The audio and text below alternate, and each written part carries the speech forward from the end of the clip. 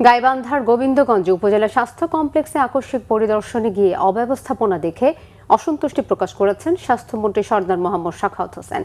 এ সময় হাসপাতালে মজুদ থাকার পরও এক রোগীকে জলাতঙ্কের ভ্যাকসিন না দেয়ায় এক মেডিকেল অ্যাসিস্ট্যান্টকে তাৎক্ষণিক সাময়িক বরখাস্তের নির্দেশ দেন মন্ত্রী। রবিবার সকাল 10টায় স্বাস্থ্যমন্ত্রী হঠাৎ করে গোবিন্দগঞ্জ উপজেলা স্বাস্থ্য কমপ্লেক্স পরিদর্শনে যান।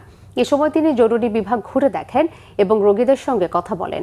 স্বাস্থ্য কমপ্লেক্সের বেহাল দশা দেখে বিস্মিত হন তিনি।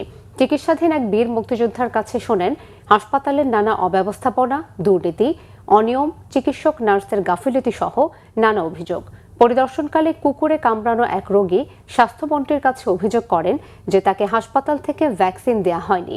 বিষয়টি জানার পর মন্ত্রী তাৎক্ষণিকভাবে উপজেলা স্বাস্থ্য ও পরিবার পরিকল্পনা কর্মকর্তাদের সঙ্গে ফোনে কথা বলেন।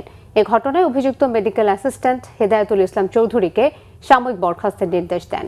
এ সময় মন্ত্রী উপজেলা স্বাস্থ্য ও পরিবার পরিকল্পনা কর্মকর্তাকে সতর্ক করেন। এরপর মন্ত্রী স্থানীয় 2টি ক্লিনিক ও ডায়াগনস্টিক সেন্টার পরিদর্শন শেষে গাইবান্ধার পলাশবাড়ী হাসপাতাল পরিদর্শনে যান।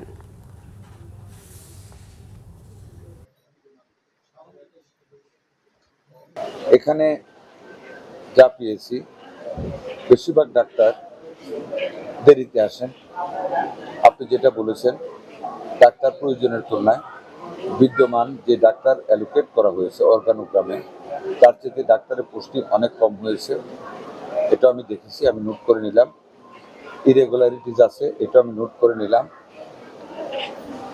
অ্যান্টি রেবিস ভ্যাকসিন সম্বন্ধে আপনারা দেখেছেন একটি অনিয়ম পেয়েছি, আপনারা সেটাও জানেন। 2টা 3টে ক্লিনিক দেখেছি, ওইখানেও অনিয়ম আছে।